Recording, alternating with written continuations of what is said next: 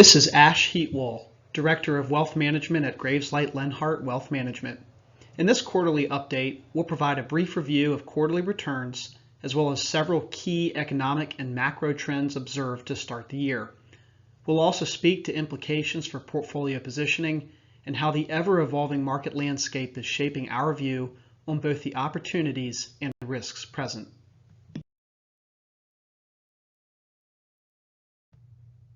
The end of the quarter provides an opportunity to look back at trends we've seen across various markets over the prior months.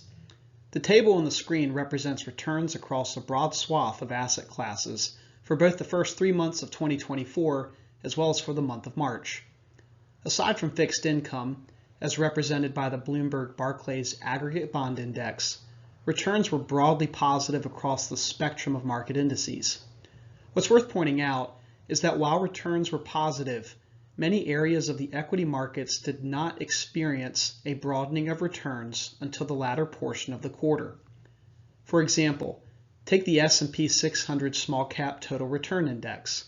While returns were positive for the first quarter, the entire contribution to returns was made during the final month of the quarter.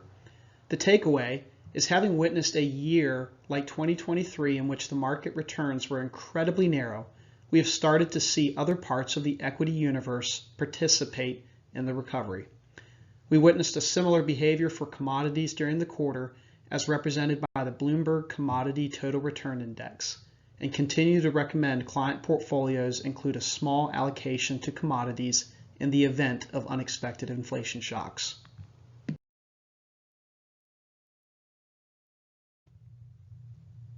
One of the many indicators we follow to track economic activity in the U.S. is the GDP Now metric, which is regularly updated by the Atlanta Fed. The GDP Now model provides a running estimate of real GDP growth based on available economic data for the current measured quarter. As represented in the graph, the current estimate for real GDP growth in the first quarter stands at 2.4% as of April 10th.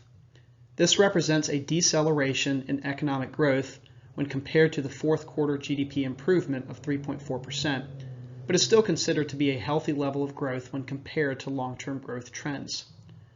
With unemployment remaining below 4% for 26 consecutive readings, we've observed a resilient economy despite the numerous headwinds, such as inflation, which continue to persist.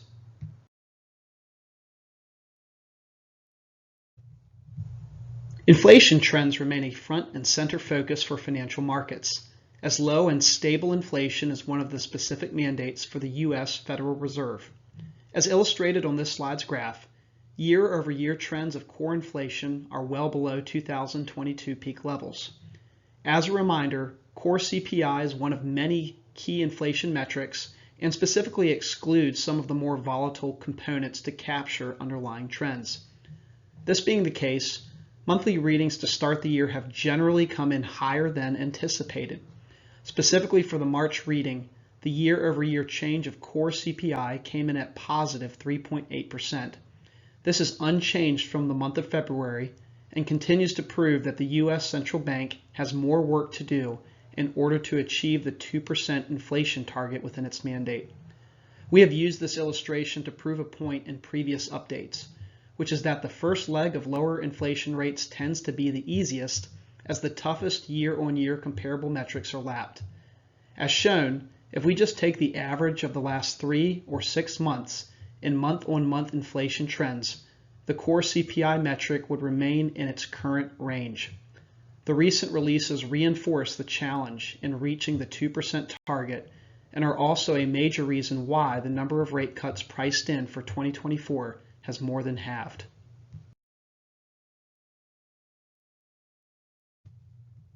We have spent time in past presentations discussing the importance of monitoring the PE ratio of stocks, which is price divided by earnings, as it is a measure of the valuation for equities. Effectively, it is a measure of how much a new investor would be paying to buy $1 of earnings for the stock. The mean PE ratio in the U.S. market is quite high, which is arguably the biggest current challenge in the market. High PE ratios can be reflective of the bidding up of stock prices in anticipation of future earnings increases. In a sense, pulling price gains that would have taken place in the future and applying them to a stock today. When this happens, it can mitigate the upside of stocks moving forward. The academic literature contains extensive research on a particular PE ratio known as the cyclically adjusted PE ratio, or CAPE, and finds that high CAPE ratios tend to be associated with lower future returns, consistent with this effect. This effect only plays out, however, over a relatively long run.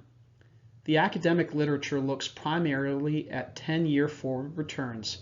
If one looks at 1-year forward returns, as we see in the top figure on the slide, the effect may be modestly noticeable, but it is very unpredictable.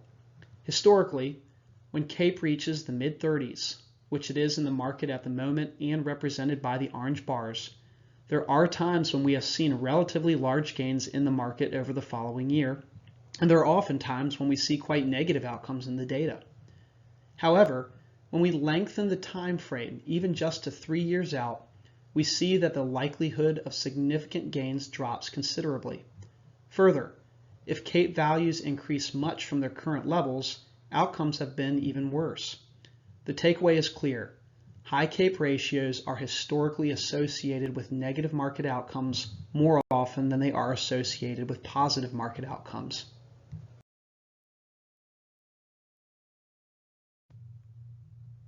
We therefore endeavor to locate areas of the market that do not possess this elevated risk.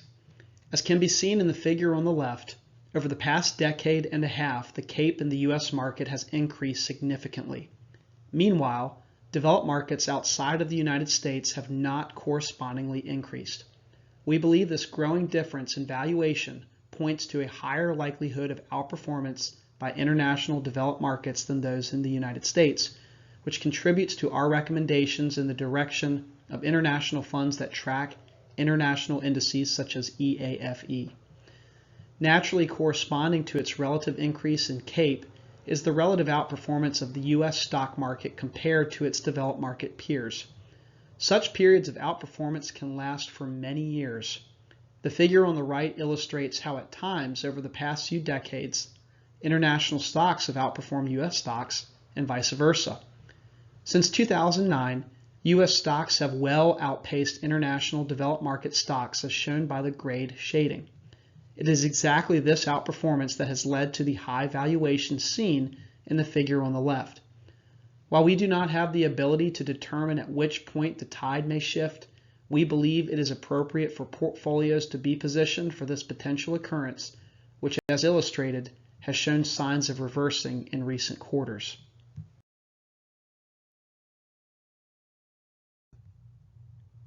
When analyzing the opportunity set across various markets, we are constantly revisiting both valuations as well as the underlying fundamentals and growth prospects for the businesses represented on the respective listed exchanges. For publicly traded equities, markets are always forward-looking, and thus, gauging forward growth prospects for these underlying businesses is imperative. The graph on the left, provided by Ardini Research, shows expected earnings growth for the all-world market excluding the U.S. on a forward 5-year basis, as well as short-term earnings and revenue growth expectations on a forward 1-year basis. We'll focus on the blue line, or long-term earnings growth expectations, which reveals expected earnings growth of a little over 12% for the next 5 years and has recently been ticking upwards in recent months. This compares to U.S. estimates of roughly 15%, and which have recently been heading in a downward direction. In short, with both markets carrying favorable forward growth prospects, we find it puzzling that many parts of the international market, both developed and emerging, continue to trade at a significant discount to U.S. stocks. The chart on the right reinforces this point, showing that the all-world market excluding the U.S. continues to trade within its historical range on a 1-year forward price-to-earnings valuation, unlike the U.S. market, where valuations will appear more stretched.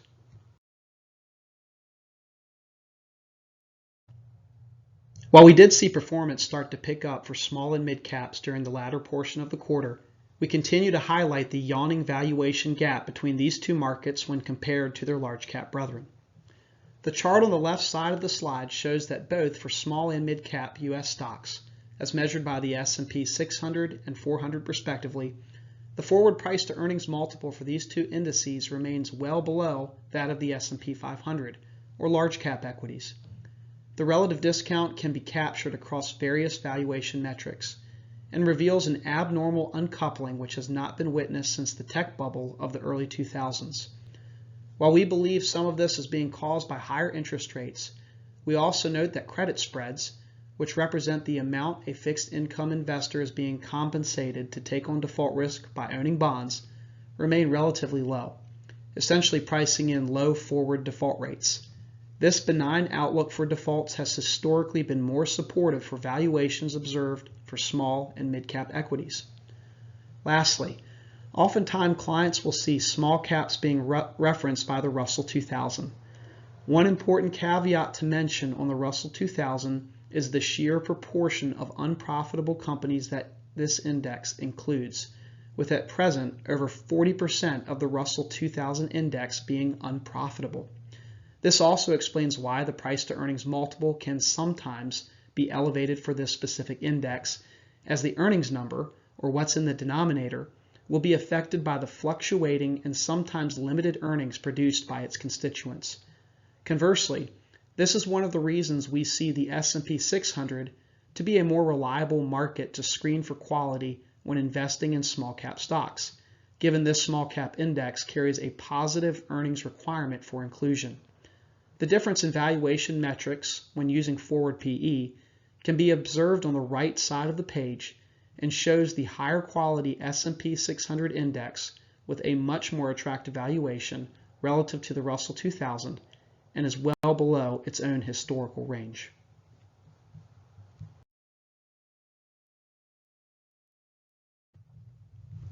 With interest rates moving higher over the last 2 years, we have posited that many parts of the fixed income universe are attractive and should be included in client portfolios where fixed income inclusion is allowed.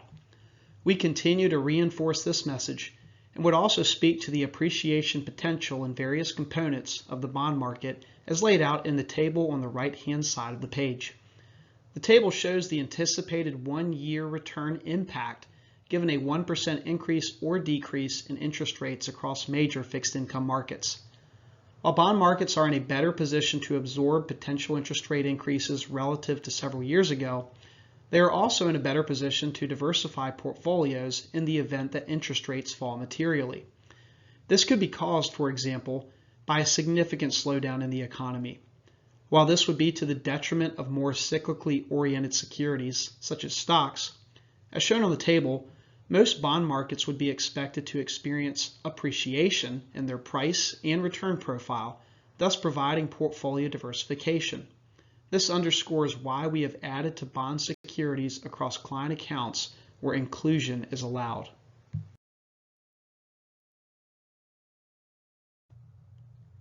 In summary, our main takeaways are as follows. Firstly, while returns were broadly positive during the first quarter, for many asset classes we observed a quarter of two halves where the positive return dynamic broadened during the latter portion of the quarter. Secondly, the economy continues to grow, however, inflation has remained stickier than the Federal Reserve or the markets would like to see. This has created pockets of volatility around key data releases, and we anticipate this to be the case until we see real signs that inflationary pressures relent and in the absence of economic hiccups. Thirdly, while the forward return profile for U.S. large cap stocks, namely the S&P 500, remains less attractive relative to recent returns observed, we continue to see palatable opportunities elsewhere. These include international stocks, small caps and mid caps, as well as certain components of the U.S. large cap market where valuations are more favorable. Lastly, we continue to favor fixed income securities, specifically intermediate term bonds maturing around 5 years and carrying a high quality bias. These securities can be well positioned to diversify and protect portfolios in the event of an economic slowdown.